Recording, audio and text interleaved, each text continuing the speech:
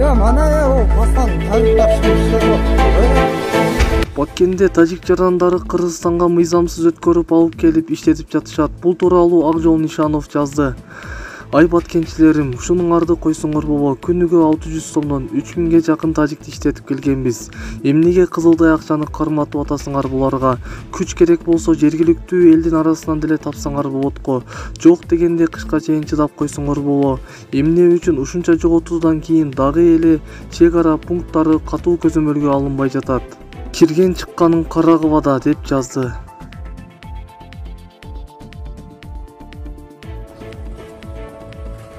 Ya mana ya o Hasan tabiiyyat işledi oturuyor.